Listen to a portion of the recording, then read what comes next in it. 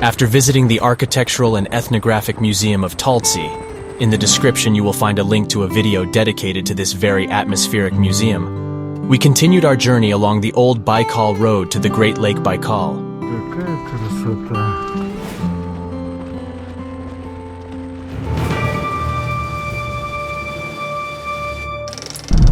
Я прошу, чтобы нам приготовили. У монголов есть такое интересное блюдо — баран во фляге. We drove from Taltsy Museum to Baykal in about 20 minutes. And here we are on the shore of the Great Lake, at the place where the beautiful Angara River begins its course.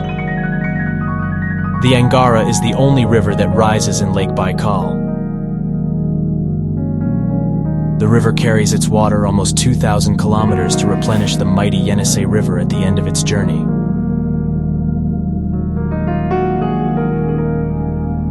There is a beautiful legend among the locals that Angara, a naughty, eccentric daughter, fled from her father, Baykal, to her lover, Yenisei. Остановились, посмотрели музей Талtsy, и сейчас мы находимся в этой точке. Вот я специально карту повернул, то есть вот она, Ангара, уходит, а Байкал, он еще вот туда, за этот мыс, мы не видим, он туда уходит. Вот так вот примерно. То есть мы сейчас... Мы сейчас здесь, вот в этой точке, вот она, Листвянка. Остров Ольхон, он вот здесь, Хужир.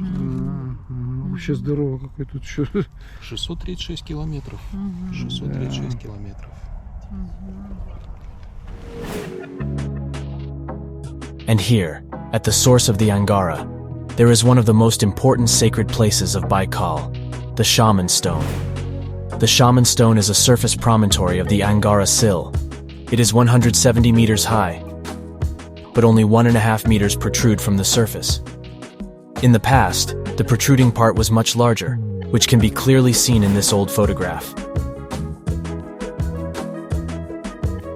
The stone is located exactly in the middle of the source of the river, about 500 meters from the right and left banks.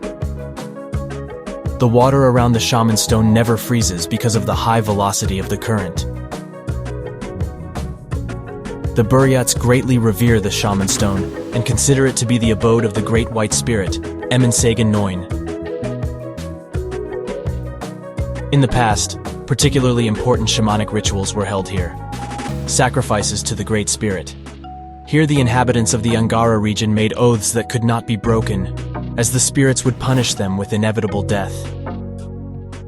They prayed at the Shaman Stone. Criminals were brought here and left on the stone for the night.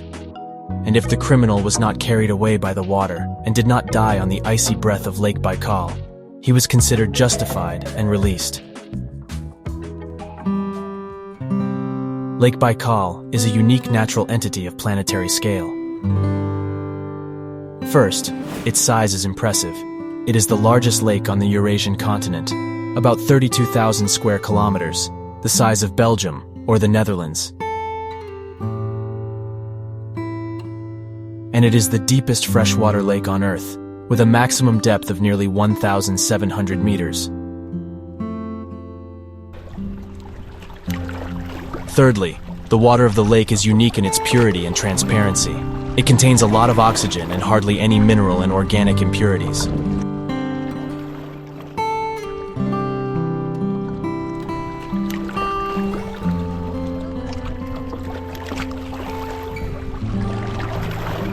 Fourth, the water of Lake Baikal hides the highest mountains on Earth, more than 7,000 meters high. You will say that this is impossible, because the maximum depth of the lake is 1,700 meters. That's right. But there are also bottom sediments that have formed over the many millions of years that Lake Baikal has existed. So the thickness of these sediments exceeds 6,000 meters.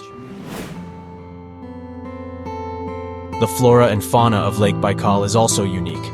You can see this for yourself by visiting the Baykal Museum. As the name of the museum suggests, its main purpose is to collect information and directly study the ecosystem of a unique lake. And indeed, in the Baykal Museum, you can learn everything about Lake Baikal. The history of the Great Lake, its parameters, characteristics, what animals, fish, and plants live in the depths of Baikal and on its shores. Besides, and this is another unique fact, 2/3 of Baikal's inhabitants are endemic. That is, They live only in this place and nowhere else.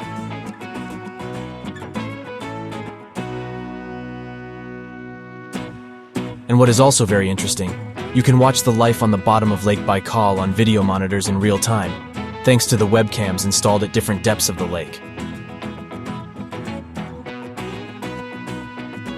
Climate, ecosystem, hydrochemistry, hydrophysics. In general, everyone, even the most caustic and inquisitive visitor to the museum, will find the information about Lake Baikal that may interest him.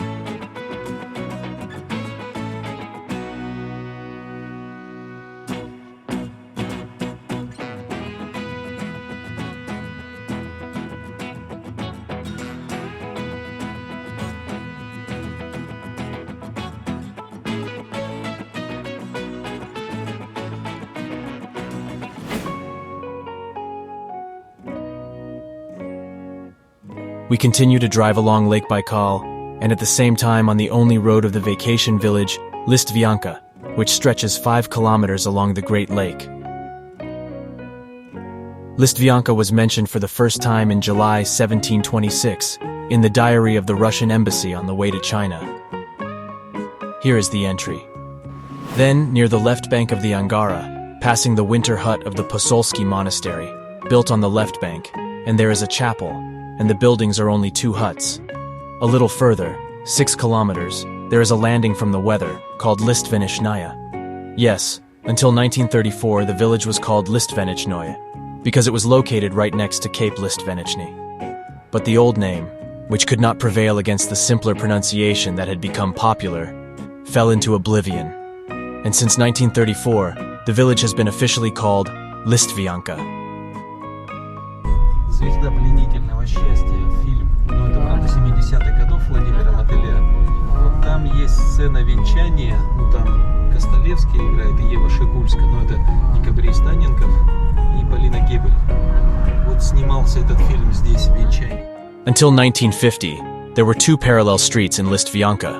But in 1950, the Irkutsk hydroelectric power plant was built, and the street closer to the lake went underwater. Listvyanka used to be a workers' settlement, but now it is more of a resort. I liked it, from the internet. Listvyanka is the Baykal Adler. Adler is a popular resort on the Black Sea. In my opinion, a very apt comparison. Just like Adler, the village has changed its professional orientation, but has remained basically the same workers' village that it originally was. The word resort sounds much nicer than Listvyanka looks in reality. In order for the village to become a resort in the true sense of the word, major investments are needed. I would very much like to see this happen in the foreseeable future. Lake Baikal certainly deserves the most beautiful resorts on its shores.